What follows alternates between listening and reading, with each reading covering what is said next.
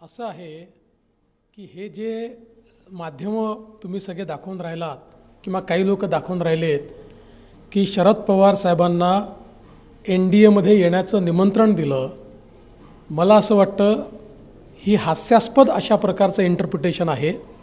मुळात मोदीजींनी अतिशय स्पष्टपणे सांगितलं की पवार साहेबांच्या लक्षात आलं आहे की बारामतीची जागा ते हारतायत आणि म्हणूनच त्यांनी हे स्टेटमेंट केलं की आता 4 जूननंतर प्रादेशिक पक्षांना काँग्रेसमध्ये विलीन व्हावं लागेल. याचा अर्थ काय आहे तर काँग्रेस आणि प्रादेशिक पक्ष हे हारतायत हे पवारसाहेबांच्या लक्षात आलेलं आहे आणि म्हणून त्यांना एकत्रित व्हावं लागेल. आणि त्यांना मोदीजींनी सल्ला दिला आहे की तुम्ही काँग्रेसमध्ये गेले तरी तुमची अवस्था तीच होणार आहे, कारण काँग्रेस ही संपणारा पक्ष आहे.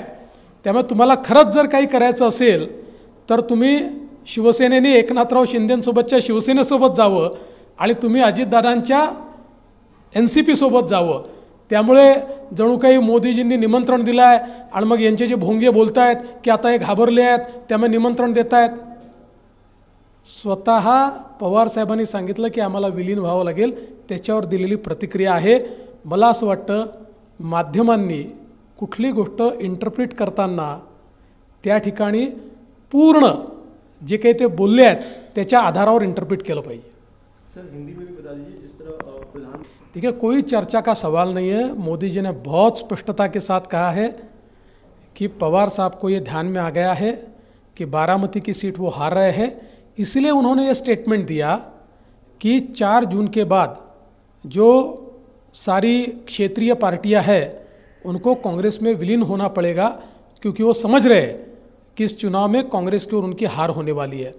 और आगे बढ़कर मोदी जी ने कहा कि चाहे वो राष्ट्रवादी जो शरद पवार जी की पार्टी हो या शिवसेना हो, उन्होंने कांग्रेस में जाने की जगह, क्योंकि कांग्रेस का भी कोई भविष्य नहीं है, उनको अगर सच में कुछ राजनीति में करना है तो शिंदे जी वाली शिवसेना के साथ और अजित पवार वाली NCP के साथ हो जाए.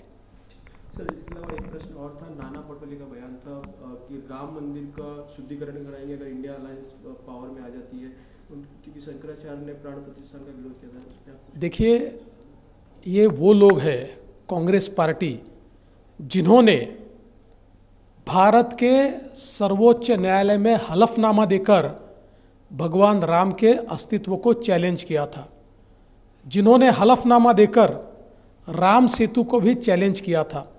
ये तो सवाल पूछते थे क्या राम काल्पनिक है या सच में हुए थे. इन्होंने जानबूझकर राम मंदिर का मसला अटकाया, भटकाया और लटकाया. लेकिन प्रधानमंत्री मोदी जी ने राम मंदिर का फैसला भी कोर्ट से आने के लिए प्रयास किया और उसके बाद राम मंदिर भी बनवाया और आज राम मंदिर में प्राण प्रतिष्ठा भी हुई है. तो इसका श्रेय अगर किसी को जाता है तो मोदी जी को जाता है. और जिन जिन लोगों ने राम मंदिर बनने के लिए 495 साल प्रयास किया उन सभी को ये जाता है. कांग्रेस ने तो किया ही नहीं है. इन लोगों ने तो उस समय भी विरोध किया, आज भी विरोध किया. और सबसे बड़ी बात यह है कि कांग्रेस ने राम मंदिर के प्राण प्रतिष्ठा समारोह का बहिष्कार किया है. राम को नकारने वाले, मंदिर का बहिष्कार करने वाले, मैं ऐसा मानता हूं इनको कोई ये कहने का अधिकार नहीं है. सर मराठी तुमची काय प्रतिक्रिया ज्या प्रकारे नाना पटोले. पहिल्यांदा तर मला या गोष्टीचा आनंद आहे की नाना पटोले यांना हिंदू धर्म आणि सनातन धर्म मान्य आहे. कारण ही तीच काँग्रेस पार्टी आहे ज्या काँग्रेस पार्टीने सुप्रीम कोर्टात ॲफिडेव्हिट देऊन, शपथपत्र देऊन रामाचं, प्रभू श्रीरामांचं अस्तित्व नाकारलं होतं. राम काल्पनिक आहेत अशा प्रकारचं वक्तव्य केलं होतं. राम सेतू हा अशा प्रकारचा कुठला सेतूच नाही, हा काल्पनिक आहे, अशा प्रकारे त्यांनी संभावना केली होती. आणि या ठिकाणी आपण बघितलं असेल तर 495 वर्षानंतर जेव्हा राम मंदिराची प्रतिष्ठापना झाली त्यावेळी त्याचाही विरोध आणि बहिष्कार या लोकांनी केला. खरं म्हणजे माननीय प्रधानमंत्री मोदीजींनी या ठिकाणी सरकारच्या वतीनं सर्वोच्च न्यायालयामध्ये उत्तम बाजू मांडून आणि सर्वोच्च न्यायालयाच्या निर्णयानंतर राम मंदिराचा पूर्ण मार्ग प्रशस्त करत राम मंदिराची निर्मिती केली आणि त्या ठिकाणी प्राणप्रतिष्ठा देखील रामाची झालेली आहे.